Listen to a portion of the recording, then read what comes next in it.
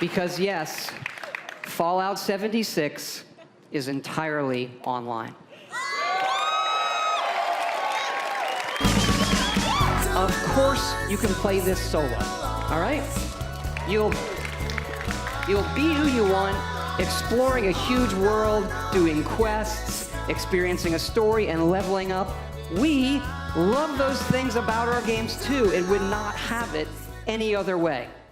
What's going on, guys? It's Bethesda. Hope you're having an awesome day. And that was the moment where Todd Howard told us all that Fallout 76 was going to be absolute garbage. It's E3 2018. Todd Howard walks on stage, there's a thunderous applause, there's memes about Skyrim, jokes about bugs, and all that was missing was that Sweet Little Lies music in the background. Everything was going perfectly. And then we got our first look at Fallout 76. Everyone was a little bit confused, all eyes were on Todd, and this is the first thing that he says. First thing that he comes up with is to justify the fact that Fallout 76 is going to be different, and he's trying to reassure fans that even though there's going to be changes, they're still going to get that Fallout experience. And as soon as he's doing that, I knew that there was trouble afoot, because as soon as he's saying things like, oh, you can still follow quest markers around the map, you can still level up, but don't worry, it's all the same, you can just do it with friends. That's when I knew we were headed into troubled waters, and that's exactly where we ended up. So I'm talking about this because Fallout is one of my favourite gaming franchises of all time. I go back to when I was 7, 8 years old. I would wake up at 6 a.m. on the weekend and I'd rush straight out to what we called the computer room.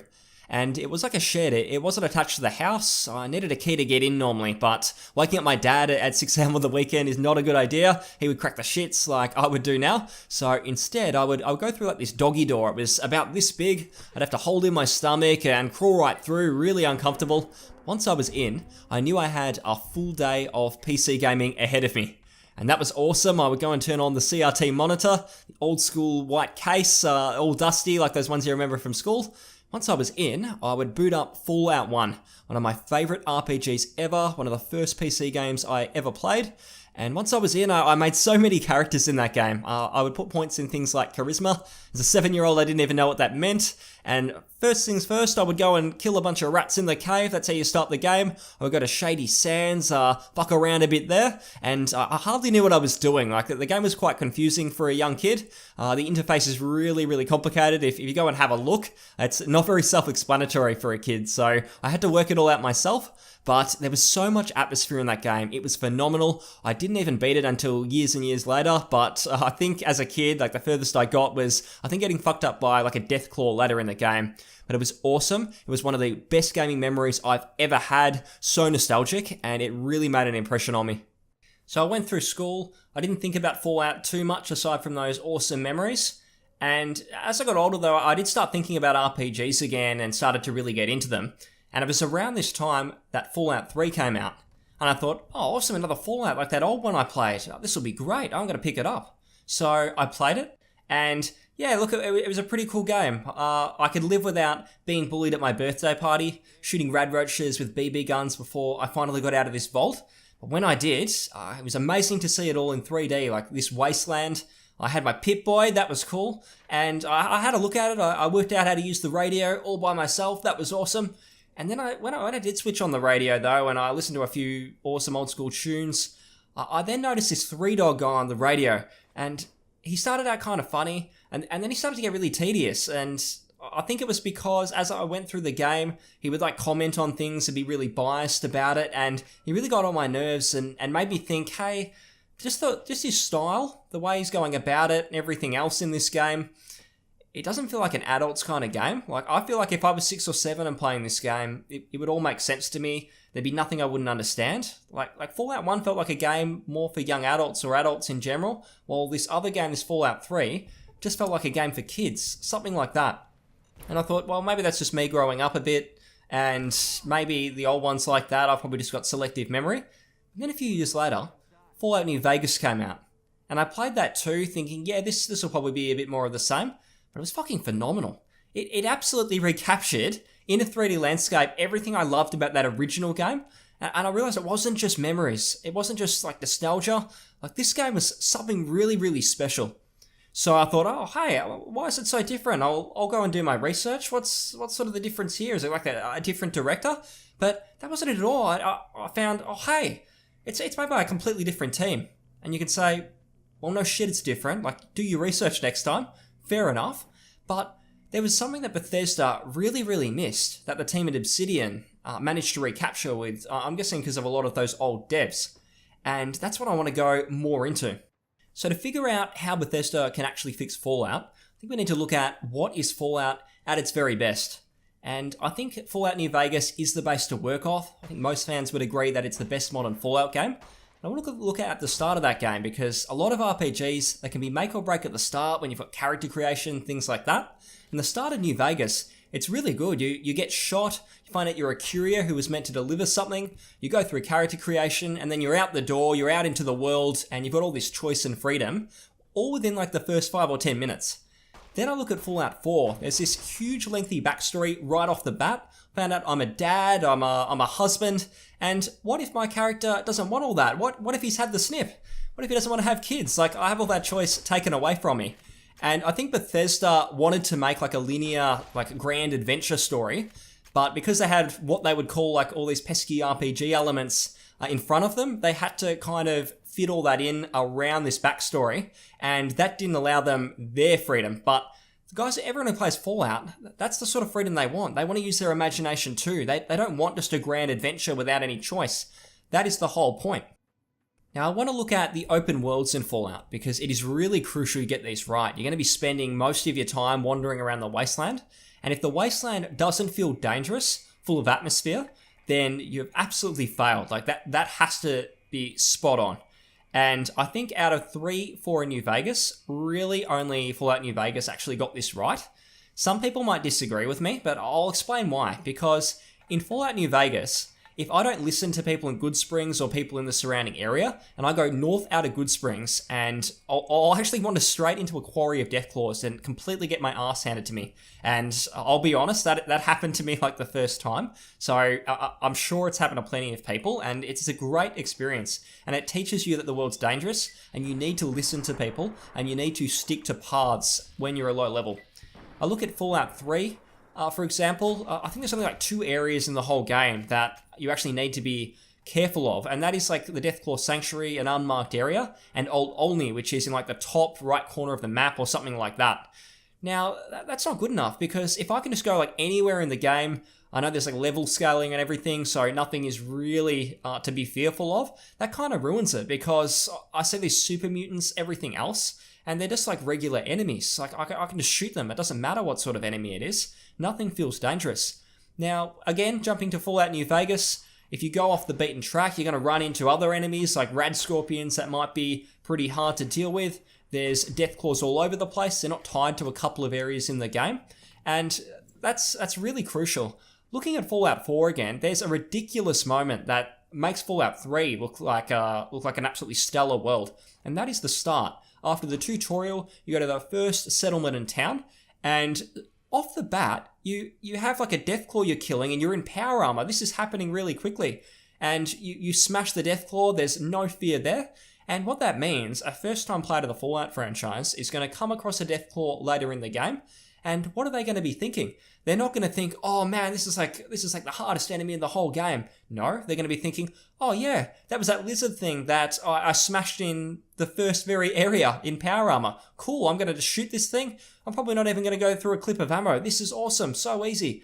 That shouldn't be happening. A Deathclaw should be something that we are actually fearful of. So one of the most important elements in the Fallout series, possibly the most important, is choices and consequences. Fallout New Vegas is absolutely full of these. It is hands down the Fallout game with the most choice in the series. And the best way to explain that and give an example is to go to that first town, that first area, Good Springs, and the first quest you get there. Now, you've got the choice of actually defending that town from the powder gangers, or you can help the powder gangers take over the town and take over the area. It seems like an easy choice because in most games, unless you are really playing an evil character, you would think, well, I'm just going to help defend this town. They've helped me out. I'll do that and then go on my way. But the thing is, if you actually defend the town, you get vilified by a whole faction, and if you follow the road south to Prim, like most people do, you'll actually get attacked again by the rest of these powder gangers on the way. It actually makes things a lot more dangerous. However, if you help the powder gangers out, they've taken over the town, so they're basically your friends now, and you could actually go to their main hub a little ways away from Prim, and you can access some pretty cool side quests there from the start. I'd love for this to be expanded on in another game because it's a really good foundation to work from, but even this in New Vegas was really awesome and it created rippling changes right from the start, and there's so many more of them as the game progresses. Now, if we look at something like Fallout 3, sure, there's some interesting side quests in that game, like there's like Tenpenny Tower where you've got to either defend the tower from these ghouls or you can go and kill them. It's pretty black and white in that regard. However, the consequences for this quest are pretty much null and void. No matter what you do, nothing you do from that point on is actually going to be affected. Like, the biggest thing is if you turn on the radio and you listen to Three Dog, and you've maybe done something that's considered evil for the game and gives you bad karma, then Three Dog will call you out and he might call your names on the radio. If that is the biggest consequence and I can just turn my radio off and all the consequences are gone, there are really none from the start. Like, that is not choice and consequence. That is just a standalone quest where you've had a couple of like watered down choices that might change something slightly within that framework, but it does nothing to affect the whole world. And in Fallout, I want all these different factions, all these different groups to have an effect on the game world and for it to be completely different no matter who I side with. Even something like Kaiser's Legion, if I look at that faction, it's considered the most unfinished. There is still so much there. Like Fallout 4, there's all these like cookie cutter factions that are really generic, like Preston and the Minutemen. They're basically just these like goody two-shoes faction that does everything for good. Like, I don't buy that for a second. Like, you've got a wasteland, everyone's starting again. I'm sure there's going to be politics there, people like climbing to the top or different ideologies. It doesn't happen at all in that game. And you look at Fallout New Vegas, as I was mentioning, Kaiser's Legion, it's a group that most factions consider to be basically dead and gone if Kaiser himself dies. And what makes it really interesting is Kaiser actually has a terminal illness, and you've got the choice to save him or not if you want to turn against them. And it adds so many elements because all these factions have those different ideologies, and I want to see more of that in a future Fallout game. So where should Bethesda go with Fallout from here? Well, I'm of the controversial opinion that Bethesda should actually stop developing Fallout themselves. They should outsource it. They should either look to a studio completely outside of ZeniMax and Bethesda like they did with Obsidian, or if they want to keep it within ZeniMax, they should look at someone like Arcane. They've done a lot of good work on games like Prey and Dishonored, awesome level design, great world design, and I think if they had the support, maybe hire ex-Obsidian developers like Chris Avellone to help them out and work with them on the RPG elements side of it, they could actually come out with a really great game. It would have to be better than something like Fallout 4, and then you look at their latest offering, Fallout 76. I haven't even got into ranting about that yet. It is so far off what Fallout should be that it's not really worth getting angry about anymore. It's just ridiculous. But I think if they outsource it to someone like Arcane, we could see something that's at least close to special, something to work off if they've got the Fallout New Vegas template to start with. That's the best case scenario, but if Bethesda has to keep developing Fallout, I hope they at least make some big changes within the team. I don't want to just play the next Oblivion with guns or Skyrim with guns. I want a distinct experience. I mean, for fuck's sake, all of these games have the exact same gameplay loop. If you look at Fallout 3, 4, Oblivion, Skyrim, all you do is you leave a dungeon or whatever and then you just follow the minimap to the next one. You go in, rinse and repeat, you'll find some loot, sometimes it's even scaled, things like that. I don't want that because Fallout New Vegas was so distinct, like the older games were. Make it a distinct experience that stands completely on its own 2 feet. And I know Bethesda are now looking to Starfield, that's their next project. I really hope that there's a return to RPG elements in that game, because if we see them and they're popular, maybe, just maybe, sanity will prevail and Bethesda will look to those again when they make their next Elder Scrolls or hopefully their next Fallout. And that's when I want to see return, and hopefully they can build on that. So a controversial talking point for how Bethesda make their games is of course the Gamebryo engine, and I think there's 2 sides to this argument. The first is, this engine is outdated rubbish, all your games are glitchy, it's getting worse and worse, look at Fallout 76, it's throw out this engine, start again, even if it's going to take another like year or two to get your game out, it's going to be worth it in the long run. And then there's the side that suggests, no, you guys who are saying this know nothing about programming. It's far more than that. It's not just the engine. They can carry on with it. Maybe they just need to change some other things. But I'll be honest, I'm in that camp where I know nothing about programming. I can't even put together a decent Excel document. You can forget about doing any programming. But I think there's some common sense as well, because if I look at these Bethesda games, even just games on their engine like Fallout New Vegas, and then you look towards like Fallout 76 and Fallout 4, it's pretty clear that this engine or something that's going on there in their development process just isn't working. This engine is way more glitchy than any other games. They've been getting away with it for a long time because everyone seems to love everything else about the games. Now that the critics and the general public have turned against them, they're probably not going to get away with it anymore. Something's got to change there, and hopefully it can be done in a way where they can actually use a new engine that's more credible and creates more opportunities for developing RPGs and makes that side easier. That would be a silver lining. Sadly, I think Bethesda will continue to use Gamebryo even beyond Starfield, and that is purely for financial reasons. I think ZeniMax will want to very quickly sweep Fallout 76 and that whole saga under the rug, and they can only do that if one of their flagship franchises, whether it's Fallout or Elder Scrolls, has a really high quality release. They want to get back to doing what they do best, and that is microtransactions like horse armor and overpriced season passes like the price increase with Fallout 4. So they can only do that if there's a high quality game in one of those series. If there's a huge delay after Starfield to create a whole new engine, then that game might not come out until like 2025 or something ridiculous like that. ZeniMax won't allow it, so you can expect a game on the Gamebryo engine, depending on what they want to call it. If Todd wants to come out and say 155 times the detail, so be it, but it'll be the same engine deep down.